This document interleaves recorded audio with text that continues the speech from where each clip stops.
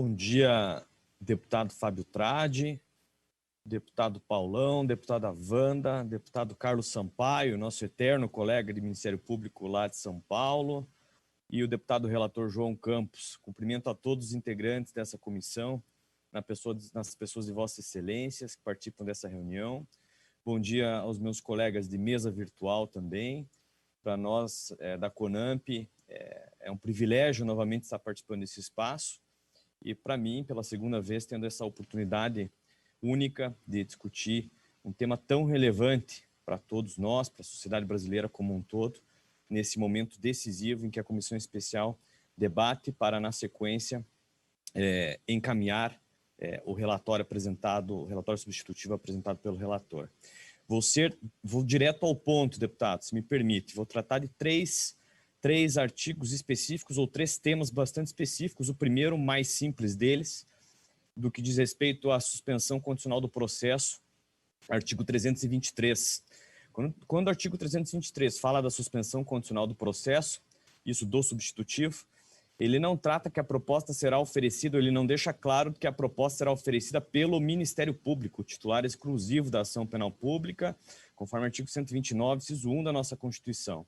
Então, de acordo com o sistema acusatório também, consagrado na jurisprudência, inclusive do Supremo, na própria doutrina nacional, é importante esclarecer, a sugestão é que se deixe então expresso no texto do artigo 323, que a proposta de suspensão condicional do processo, ela deverá ser feita exclusivamente pelo titular da ação penal pública, Ministério Público, nos termos da Constituição. Primeiro ponto. Segundo ponto.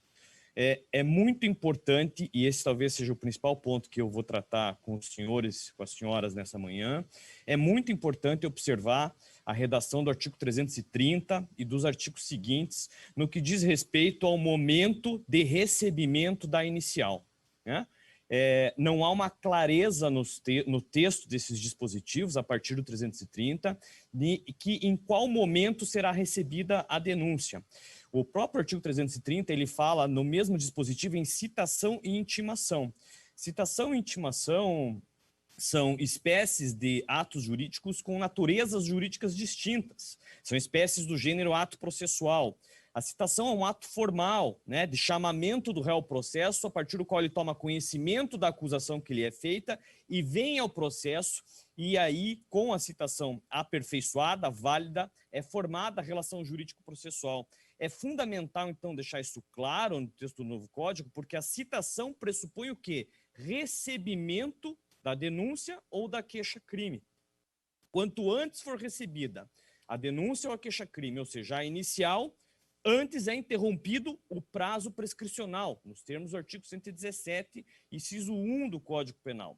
Por isso, como já consta no atual Código, e a partir de uma discussão que já chegou aos tribunais, já ocorreu quando da reforma de 2008, é muito importante que o artigo 330 deixe claro, deputado, na nossa opinião, na opinião da CONAMP, o seguinte, que o magistrado irá receber ou rejeitar a denúncia de pronto, para então determinar a citação e não a intimação do acusado para responder à acusação por escrito no prazo de 30 dias. Agora, se a intenção, efetivamente, fora de se criar um juízo de prelibação anterior ao recebimento da denúncia, é preciso tecer algumas considerações em relação a isso. Qual que seria a ideia em torno dessa proposta, então?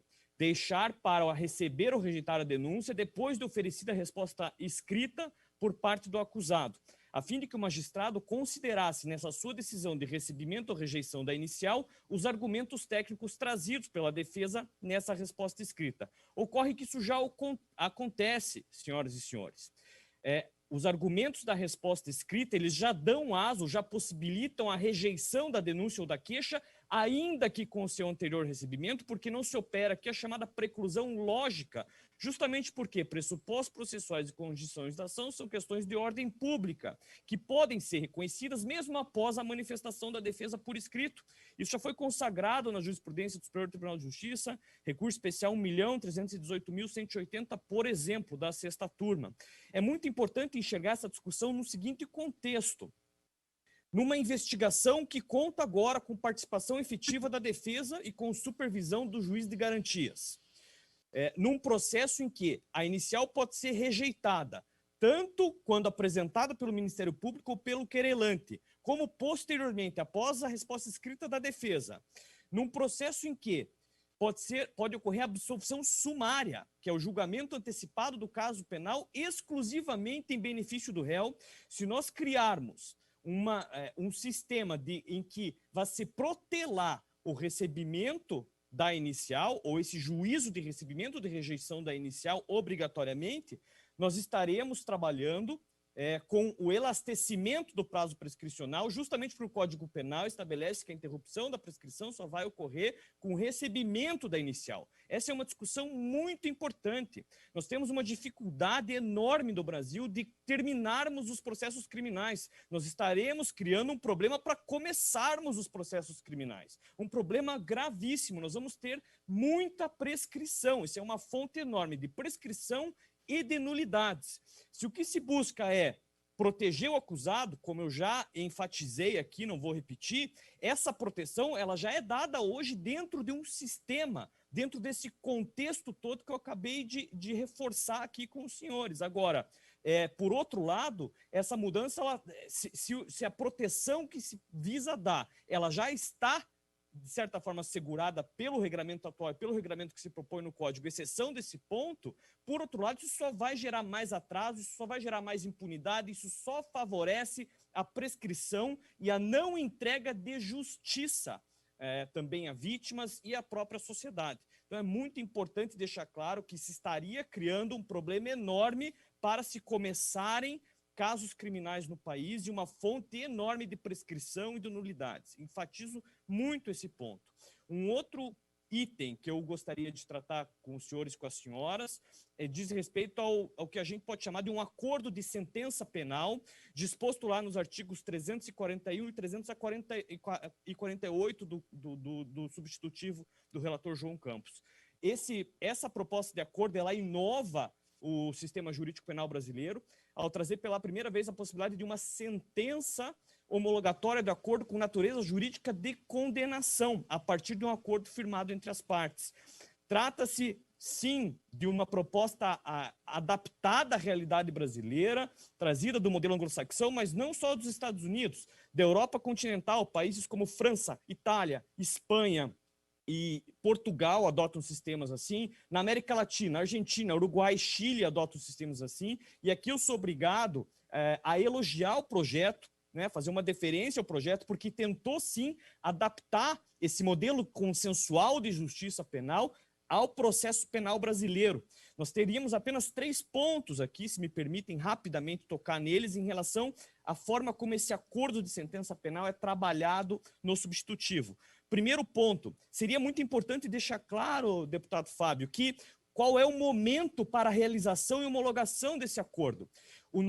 Seria prudente, no nosso processo penal, que esse acordo fosse possível de ser celebrado entre recebimento da inicial e início da audiência de instrução, porque nós já teríamos uma investigação, uma imputação formalizada pelo órgão acusador e recebida pelo Poder Judiciário, reconhecendo, então, presença de justa causa, pressupostos processuais e condições da ação. Então, nós já teríamos aí uma filtragem muito significativa em termos de relativização do princípio da presunção de inocência, se deixássemos claro no texto que o momento para a celebração do acordo e sua homologação é entre recebimento da inicial e início da audiência de instrução.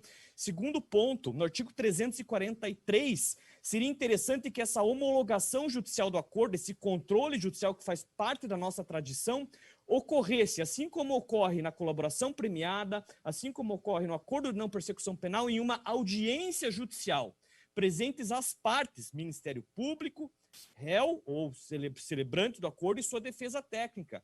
Então, no 343, a nossa sugestão é que também fosse criada a figura de uma audiência de homologação do acordo, em que o magistrado vai fiscalizar voluntariedade e também alguns pontos em relação ao mérito do acordo. Pontos esses que, para finalizar, são trazidos hoje no artigo 344 e dizem respeito especialmente à fase de aplicação da pena.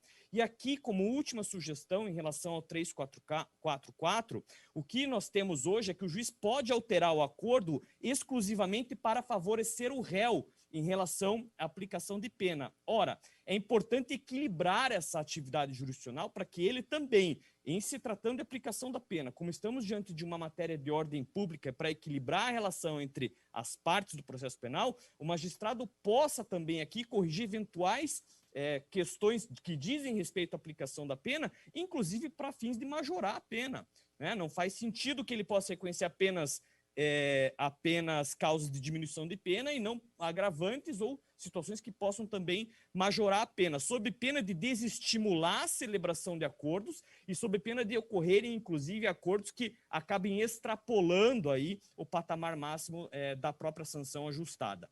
Eram esses pontos que eu tinha para tratar com os senhores e com as senhoras. Eu agradeço demais o espaço, fico à disposição para ulteriores debates sobre esses temas, dentre outros. Muito obrigado, deputados. Muito obrigado, meus colegas.